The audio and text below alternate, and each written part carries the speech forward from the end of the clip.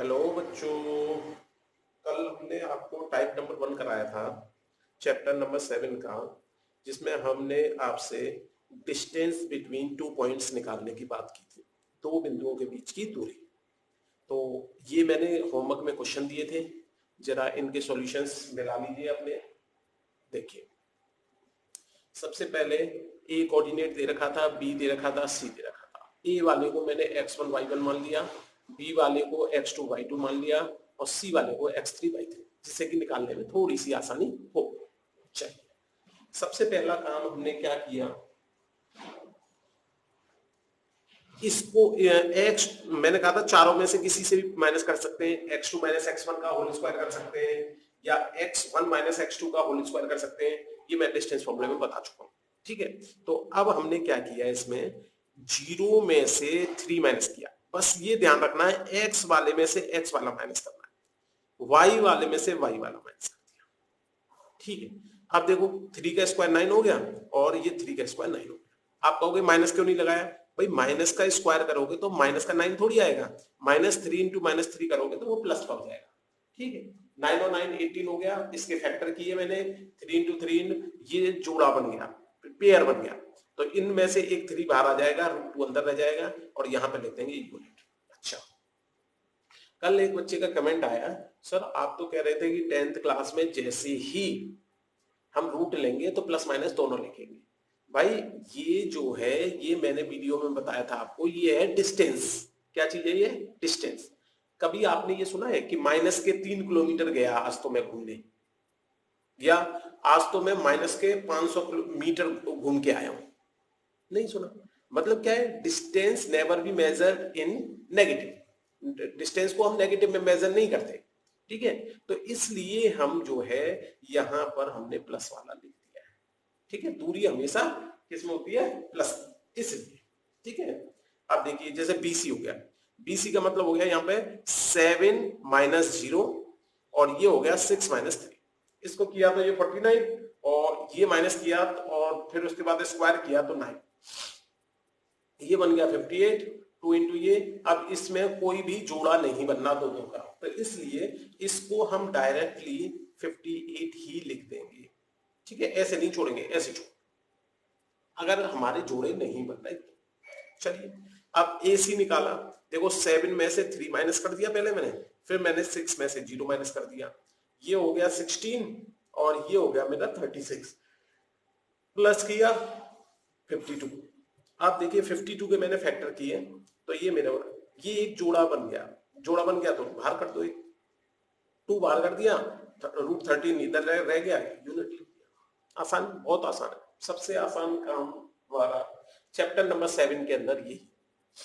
आप देखिए जैसे क्वेश्चन नंबर 2 के अंदर भी इसी तरह से आपको 3 पॉइंट्स दे रखे थे, आपको PQ निकालना था, QR निकालना था, PR निकालना था। अच्छा, इसमें मैंने एक बात और बताई थी, इसमें आपको ये भी पता करना था कि किस टाइप का ट्रायंगल है। क्या यहाँ पर कोई भी तीनों साइड बराबर है? नहीं। क्या 2 साइड बराबर है? नहीं। एक साइड, तो इसका मतलब तीनों साइड अलग अलग है, तो इसलिए ये जो है हमारा कौन सा ट्रायंगल हो गया? स्केलर ट्रायंगल, ठीक है। ये जो है हम हमारा ना तो आइसोसेलियस ट्रायंगल है ना इक्विलेटरल ट्रायंगल है। इक्विलेटरल ट्रायंगल का मतलब समद्विबाहु जिसकी तीनों भुजा बराबर हो, और सॉरी समबाहु, और आइसोसेलियस ट्रायंगल का मतलब समद्विबाहु जिसकी दो भुजा बराबर। तो अब हमने इसमें PQ निकाला, 2 में से 0 माइनस कर दिया और -3 में से -0 माइनस किया।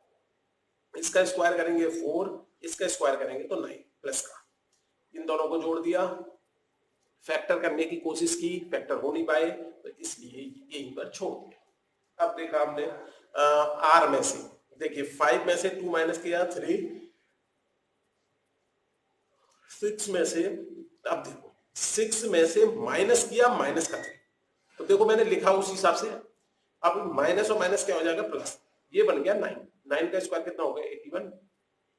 इधर 3 का स्क्वायर हो गया 9, जोड़ दिया, फैक्टर कर दिया इसके, यहां पर ये जोड़ा बन गया तो 3 बाहर कर दिया, इन दोनों का नहीं बन पाया, इन दोनों का आपस में मल्टीप्लाई कर दिया।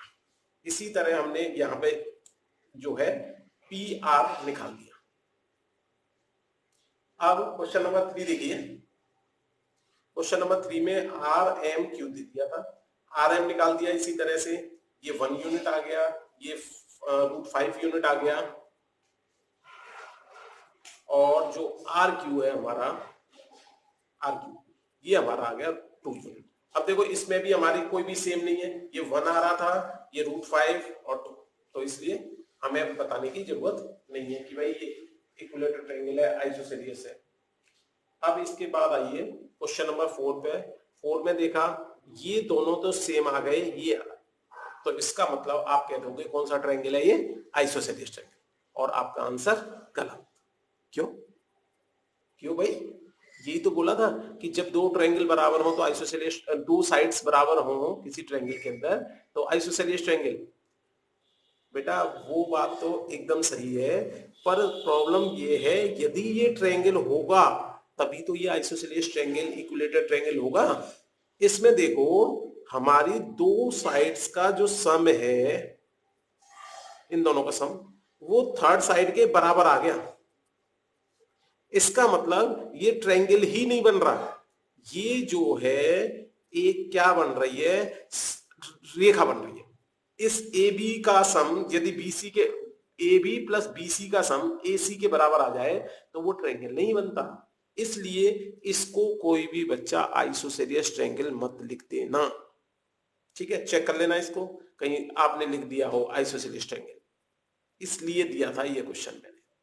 ये नॉर्मली जब पहली बार में बच्चा देखता है तो उस समय ये ध्यान नहीं देता ट्रायंगल की जो विशेष प्रॉपर्टी थी हमारी, ट्रायंगल जब ही पॉसिबल है जब हमारी दो साइड्स का सम, जो बड़ी वाली साइड्स है उससे ज्यादा निकलना, दो साइड का सम जो है वो बड़ी वाली साइड से ज्यादा निकल रहा हो, जबकि यहां पे क्या निकल रहा है, बराबर।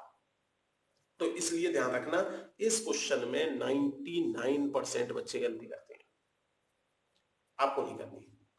क्वेश्चन नंबर 5 देखिए। क्वेश्चन नंबर 5 के अंदर हमने 4 दे रखे थे पॉइंट, हमने कहा था इसमें A B B C C D D ये निकालना था और साथ में डायगोनल भी निकालने थे, ए सी भी निकालना था और बी डी भी निकालना था। तो सबसे पहले हमने ये निकाले, तो ये √2 आ गया, ये √2 आ गया, ये √10 आ गया, ये √10 आ गया। तो इसका मतलब ये हो गया कि इसमें आमने सामने की भुजा बराबर है, जो हमारी अपोजिट साइड्स हैं वो आपस में क्या है, बराबर, लेकिन इसमें डायगोनल्स बराबर नहीं आ रहे। तो जब कभी भी आमने सामने की साइड्स बराबर हो और डायगोनल बराबर नहीं है तो ये रेक्टेंगल नहीं है, क्या होगा, ये पैरेललोग्राम, समांतर चतुर्भुज। तो इसलिए इसको हम आयत नहीं कह सकते, रेक्टेंगल नहीं कह सकते। यदि ये दोनों डायगोनल्स भी बराबर आ जाते तो फिर हम इसको कह देते रेक्टेंगल, आयत। Thank you.